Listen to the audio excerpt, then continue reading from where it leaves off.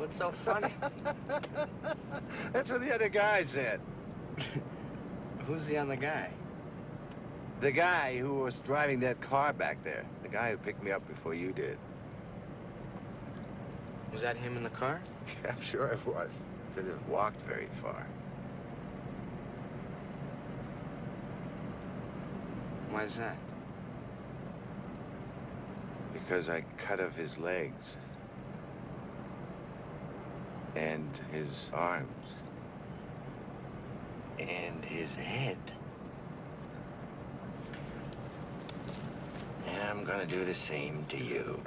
What's up, cinephiles? Today we compare the 1986 Hitcher, starring C. Thomas Howell and Rutger Hauer, to the 2007 Hitcher remake, starring Sean Bean and Sophia Bush. Before we get into it, spoilers for both films. And if you haven't subscribed to the channel, please go ahead and do that. Starting with the 1986 original, I think I first saw this film on HBO when I was 8 or 9 years old. I've always liked the film. However, I remember being really excited when I heard about the remake. Mainly because this film wasn't as well known as the others, and it had some problems with the story in my opinion. The original film struggles with a genre crisis. It doesn't seem to know if it's an action movie, a horror movie, or a thriller. I guess it's a little bit of all three, and I think that's what stopped it from unlocking its full potential. The Hitcher starts off with our main character Jim Halsey driving cross-country to deliver a car to someone in San Diego. His first mistake, he picks up a hitchhiker. My mother told me never to do this.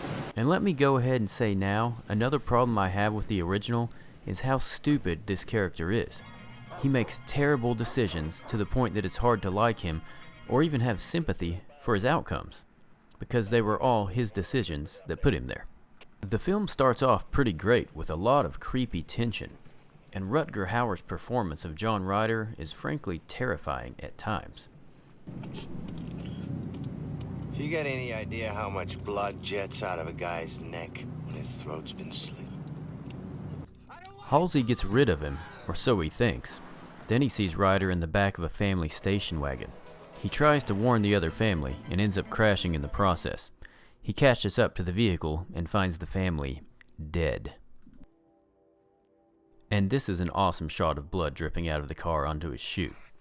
So we're not even 20 minutes into the film yet, and the setup is perfect. It's dark, chilling, and the audience is on edge about what this psycho is going to do next.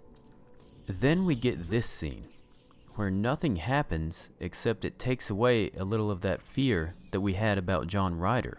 It should have cut to this scene. Jim was already on the road. Why take away the momentum we had?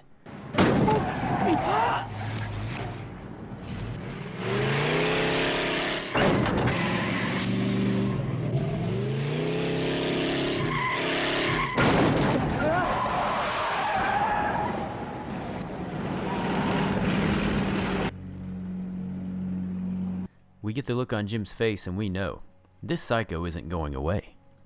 Then this happens.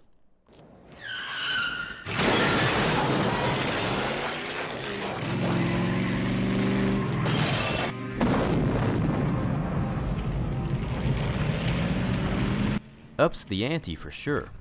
Jim drives to the next establishment where he meets Nash, who is basically a nothing character. We'll get into that a little more later. Jim gets arrested because the cops think he did all this stuff.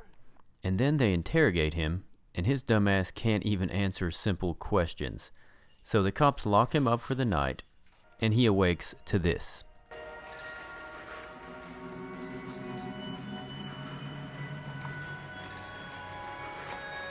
This part is pretty badass. Not very believable, but still badass.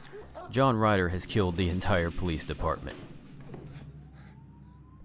Jim hears sirens, and instead of locking himself back in the cell and telling them he had nothing to do with it, he instead grabs a gun and runs. Then he points that gun at more police and takes them hostage. Like I said, the boy makes some stupid decisions. And this is where the movie goes off the rails and quickly devolves into an over-the-top action movie. And it still works, but it loses all the creepiness and suspense that it originally had going for it. It was genuinely scary for a while, and that basically ended for me when the police entered the story. The police should have left the story when he broke out of the precinct, because this changes the whole feel of the movie. Jim goes from being tormented by a psycho to being chased by police. The latter is much less scary, but allows for more shootout action, which is a direction that the movie didn't need to go in my opinion. I much prefer the creepy cat and mouse game between John Ryder and Jim instead of the shoot-'em-up, cop-chasing action. When you have an actor like Rutger Hauer deliver a spine-tingling, creepy-ass performance like this, you go with that. Make the film scary. It's not Commando or Chuck Norris in the Delta Force. This film needed to keep stretching the tension until it explodes with a huge surprise at the end, and it was going so well for the first 20 minutes. That brings us back to Nash, played by Jennifer Jason Leigh. Jim needs someone to lose to up the stakes. If a man is being chased by a killer, it's going to be scary. But it's always much scarier if that man has a wife and or kids with him too, because the stakes are higher. The man cares more for his family than himself. That's where Nash comes into play. But it's completely unbelievable in this instance that someone Jim just met is going to hold police at gunpoint to protect him. He's literally a stranger. We have this barely over a minute long bus scene where he tells her he's innocent, and that's supposed to make her throw her life on the line for him?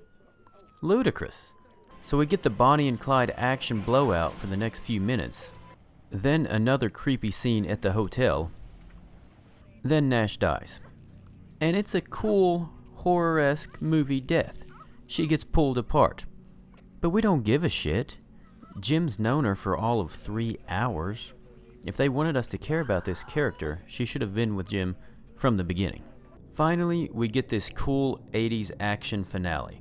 And it is pretty badass, but it's not scary.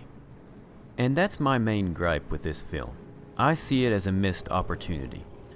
And don't get me wrong, because I really do like the movie. I just think it could have been one of the creepiest movies ever made, and they chose to crank up the action instead of the horror.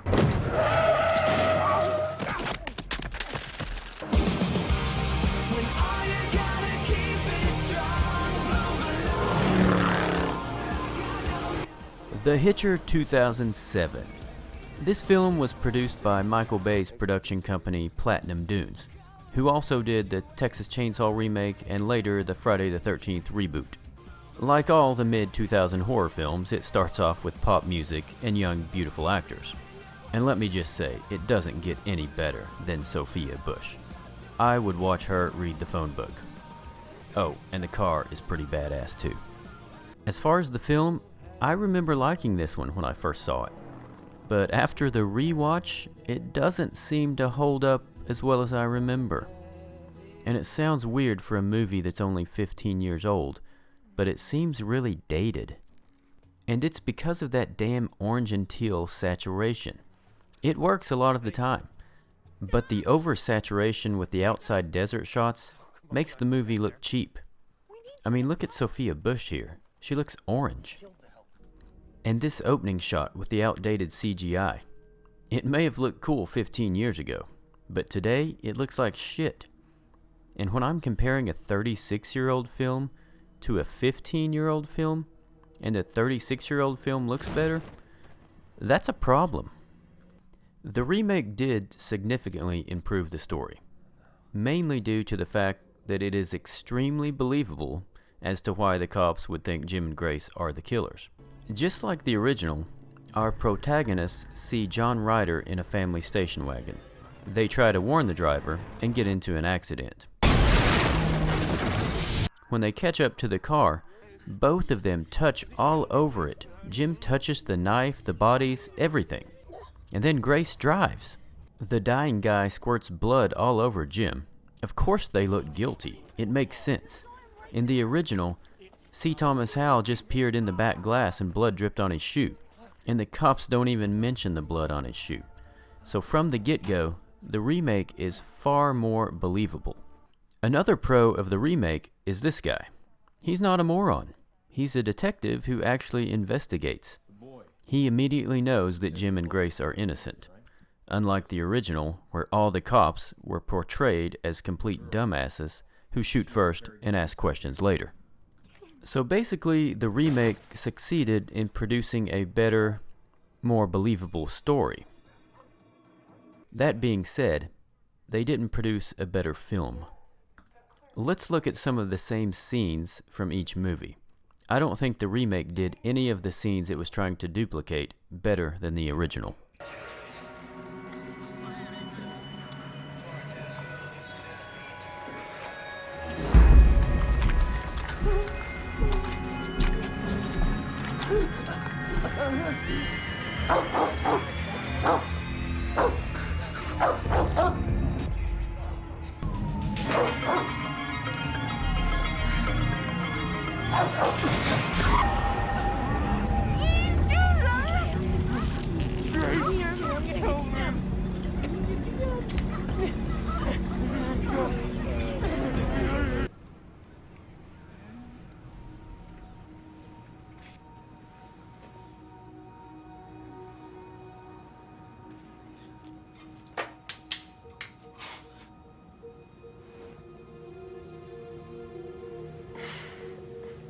You're making me horny.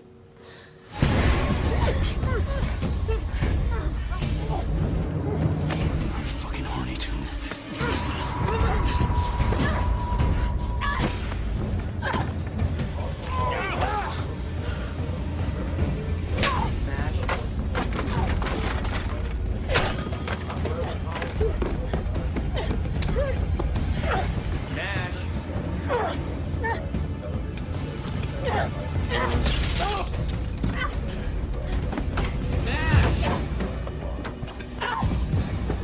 So as you can see, the remake just can't capture the creepy factor and the suspense of the original. The remake chooses action over suspense. We don't see Rutger Hauer take Nash, but we see the fight with Grace. We don't see Nash get pulled apart, but we do with Jim. And I know I said the remake improved the story as far as the cops and the love interest, but it couldn't find the same tone in the beginning that the original did. I hope so. So you want me to drop you off somewhere? I'm getting your car wet. Oh, this isn't my car. Good-looking girl. It's a drive-away. The guy who owns it's in San Diego. Thank you. So where you headed? How long you been fucking her? Excuse me? You got a smoke?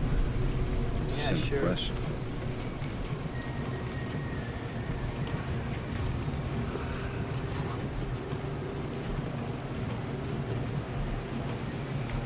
How long you been fucking your wife? You gonna tell me where you're I going? don't have one. Yeah, sure. So is the remake better than the original? Hell no. I think the remake is okay. It's a solid 5 out of 10 and it has some really good scenes, like this one.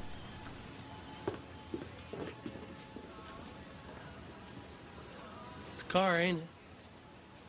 What? 442. It's a badass fucking ride, man. Regular little pussy wagon, huh? Alright. What do you drive? Been fixing up this Camaro in the backyard. Guys, you want to take a little break from driving? Come on over. Sorry, we gotta get on the road, man. Here, I got a couple donkeys in the backyard. Me and my cousin raised those things. Got kicked in the eye, that's why I got a lazy eye and shit. I try to milk that son of a bitch. You can't milk a fucking donkey, though, you know what I'm saying? I laughed my ass off at that scene. You can't milk a donkey, you know what I'm saying? And let me just clarify that I love the look of the film at night. Like the motel scene, for example.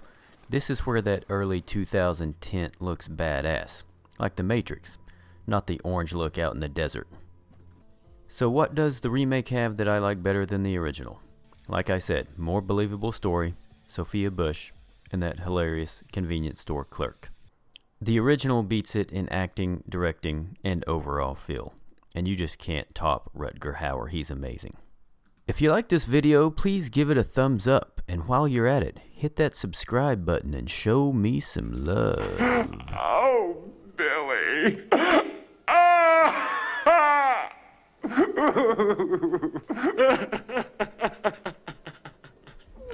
I'm just messing with you.